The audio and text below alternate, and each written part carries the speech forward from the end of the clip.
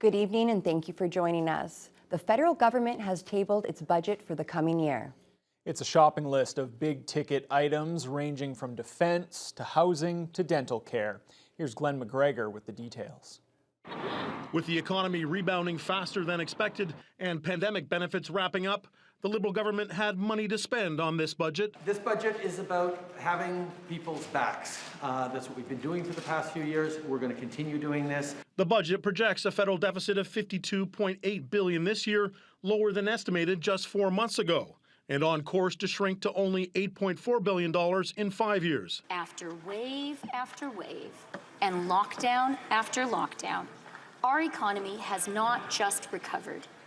It is booming. High oil prices and soaring inflation are giving a boost to government revenues that will likely continue into the next year. The Liberals are also counting on a surge of cash from taxing banks and other financial institutions that racked up large profits through the COVID crisis.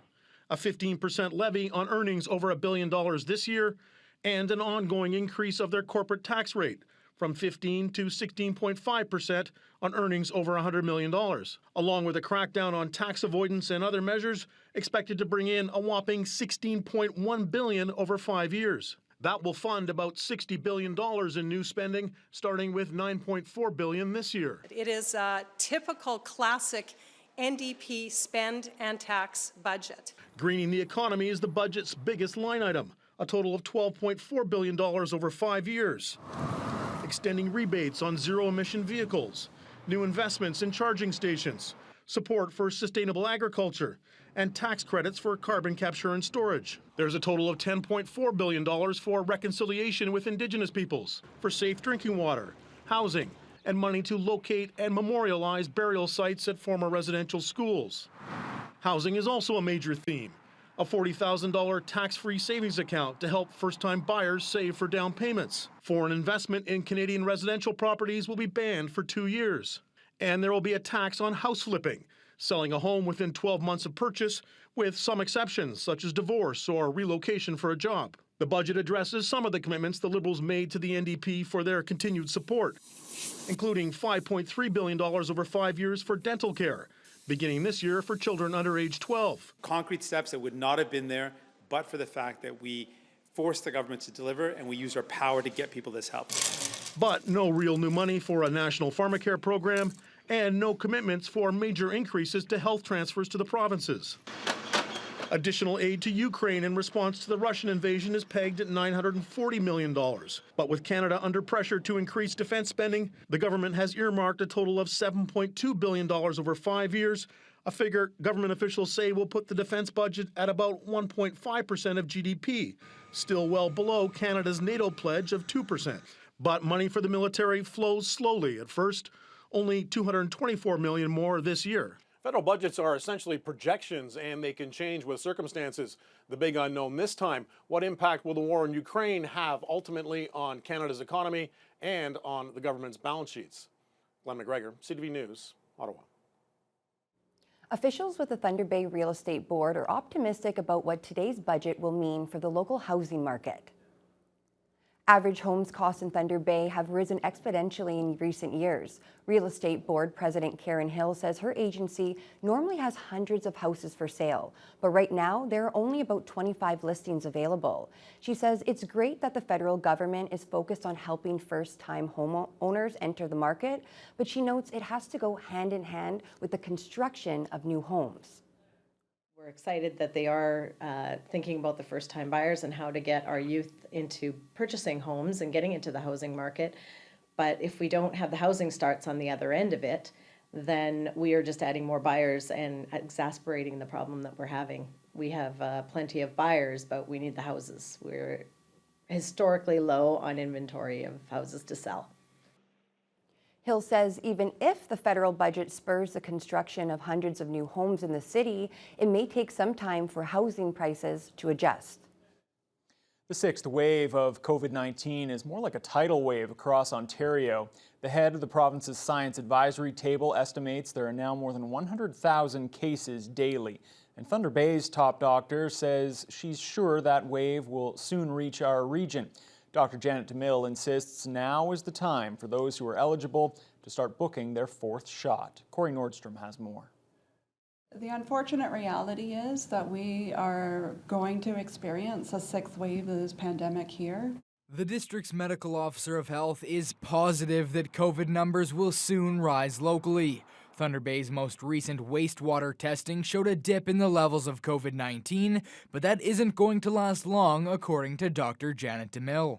We're not seeing, as of right now, in our data, that sort of more rapid increase that has happened in other areas. However, I very much believe it's coming, and it could be coming within the next week or two. The idea of masking to lessen the severity of the 6th wave was brought up by Ontario Liberal leader Stephen Del Duca. He is calling on the Ford government to bring back the mask mandate in schools, pharmacies, and grocery stores, something DeMille doesn't see happening despite her belief it could help. I'm not aware of any additional settings that will be directed to mask. And that is sort of uncomfortable in many ways from a public health perspective. We see some other jurisdictions have maintained masking for a little bit longer, which would help navigate the wave. Announced Wednesday, 4th doses of the COVID-19 vaccine are now available for those over 60. For many in the district, protection from their 3rd dose is starting to slip. When we first did the booster doses, those 3rd shots for most people, we started them back in the fall, and we started with people that were older. So for many people, they're approaching 5 months from their booster dose, and we do know that there is evidence of waning immunity. The health unit is holding a walk-in 4th dose clinic for those over 70 this Saturday at the CLE. Corey Nordstrom, TBT News. COVID-19 hospitalizations across the province are at their highest level since mid-February. There are 1,126 people hospitalized, including 159 patients in intensive care. Here in Thunder Bay, cases are up slightly today at the Regional Health Sciences Centre. There are now 21 patients with the virus, up from 19 yesterday. There are still 8 COVID patients in intensive care. That number is unchanged. The hospital occupancy rate is now approaching 107%, while the occupancy rate in the ICU is nearly 82%. The Thunder Bay District Health Unit also declared 2 COVID-19 outbreaks today in Hogarth Riverview Manor's Birch Grove resident area and in the section of St. Joseph's Hospital known as 2 North. There are now 4 publicly disclosed local outbreaks: the Chartwell Retirement Home on Arundel Street and Pioneer Ridge. Both have COVID outbreaks as well. A disturbing trend has been identified by the OPP in this region. Yesterday, police released their sexual assault numbers for 2021, which were the highest ever recorded. There were 429 sexual assaults across the Northwest. That's a 31% increase over the prior year. Sioux Lookout had the highest number with 112 reported incidents, followed by 85 in Kenora, 58 in Red Lake, 51 in Rainy River, and 41 in Greenstone. The OPP in Dryden and Thunder Bay received 26 and 24 calls respectively, followed by Marathon and Nipigon with 18 and 14.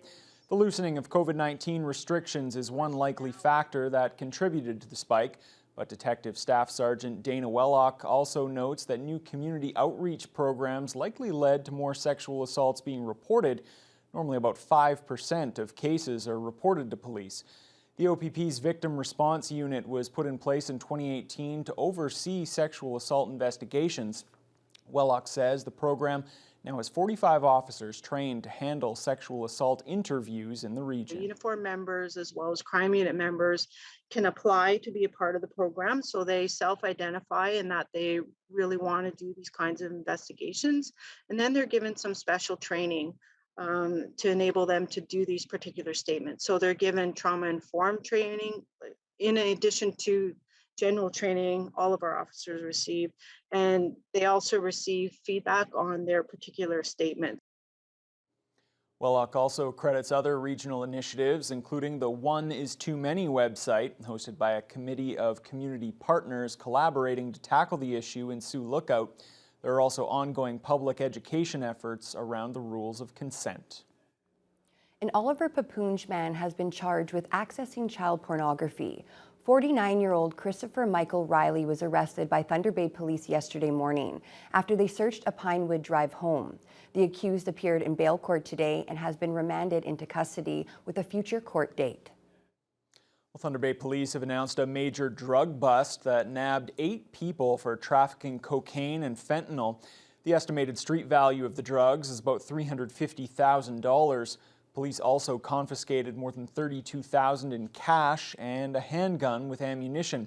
3 search warrants were executed by City Police and OPP officers yesterday at homes on Victoria Avenue, Bethune Street, and Court Street. Police say several suspects were taken into custody at each location. 5 people from Southern Ontario and 3 from Thunder Bay now face drug trafficking and other charges. A Thunder Bay optometrist has come under fire for comments made in a letter to one of his First Nations clients. The letter was posted to social media this week by Indigenous motivational speaker Sandy Boucher and has been widely circulated in recent days. Lee Noonan reports. The letter, signed Dr. David Cranton, details a policy of offering a discount on eye exams to some Indigenous clients who purchase frames from him and demands repayment of the discounted $63.90 from a client who did not buy frames. The controversial paragraph at the bottom threatens to revoke the discount for all Indigenous clients as a result of this person's actions. Cranton did not respond to requests for interview, but did post a statement to a now-disabled Facebook account where he accused the family of lying to get the discount. So the mom reached out to me and said, basically, I'm really upset. I don't really understand why, but I think this letter is really out of line. Can I share it with you?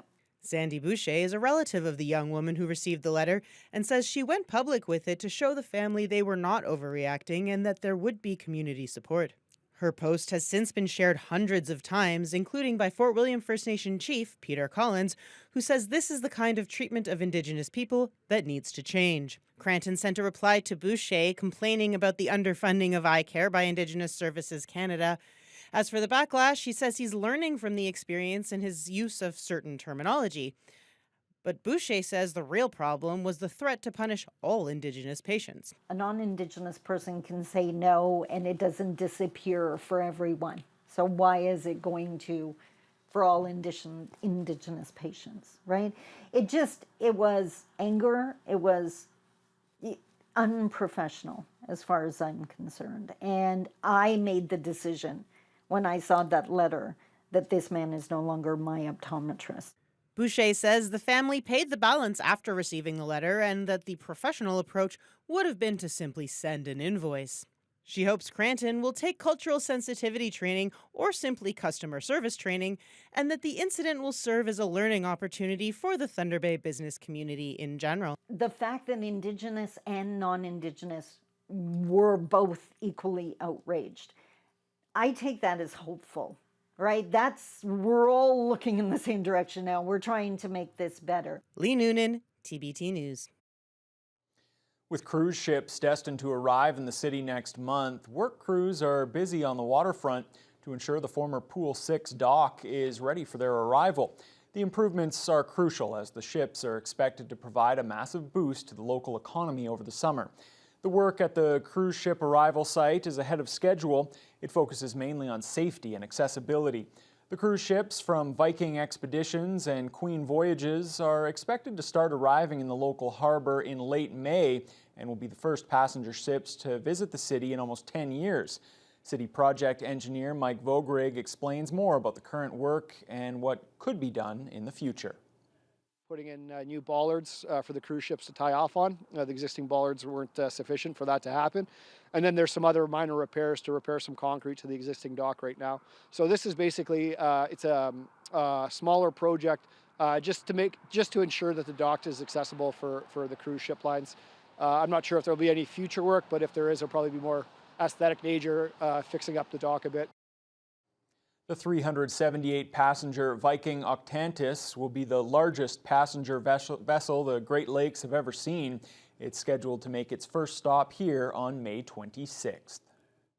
The Thunder Bay Public Library is closing all of its locations for 2 days because of computer issues. The library will be closed tomorrow and Saturday so staff can make necessary repairs. Sunday is a regular day off for the libraries, so the branches will reopen on Monday morning. While the snow has eased up after yesterday's storm, Thunder Bay drivers have still been feeling the impact on local streets today. Icy conditions caused slippery drives and walks. City workers have been out doing what they can to make things safer. The ice on the roads was most severe early this morning, with crews out salting and sanding to ensure there was some traction for drivers. Those walking on sidewalks today also had some difficulties, with many areas seeing significant ice buildup. City Roads Division Supervisor Ian Spaljerich explains what's been done in the wake of the latest storm. The snow started yesterday early morning. We had sanders out right away throughout the day yesterday, overnight as well, and throughout the day today. So we're hitting arterials and collectors first and then going into residentials. We had sidewalk plows out clearing the roadways, the sidewalks, and sanding as well, and then throughout today as well. They came in early at 3 a.m. and will continue throughout the day and throughout the week. Spaljerich adds it's difficult to know how much longer city crews will be required to sand roadways and sidewalks, considering the uncertain weather patterns we've seen so far this spring. Some brave locals will jump into freezing waters once again this weekend when the polar bear plunge returns after a 2-year hiatus. This Saturday, more than 250 people will take the plunge at Marina Park. 47 teams are already registered, including the LU men's basketball team. The event easily surpassed its $50,000 fundraising goal. That money will support the Special Olympics, Roots to Harvest, the CNIB, and for the first time, Pro Kids. Polar Plunge Chair Ryan Gibson is thrilled to be able to offer that support again after 2 long years. I'm excited. Listen, it's a wonderful event. It's always a good time. I've been involved in this over a decade. And it's going to be a beautiful weekend. The sun's coming out, I promise. But we're going to be able to put the money where it really needs to go, the people who are on the ground and really need it. So we're excited. There's still time to sign up for those who haven't yet. Last-minute registrations will take place from 5 to 8 o'clock tomorrow evening at Roots to Harvest. People can also register right at the marina on the morning of the plunge before 10:30. And others who want to support the charity without jumping into the water can sponsor a plunger on their website. Great to have that event back. It's always a lot of fun and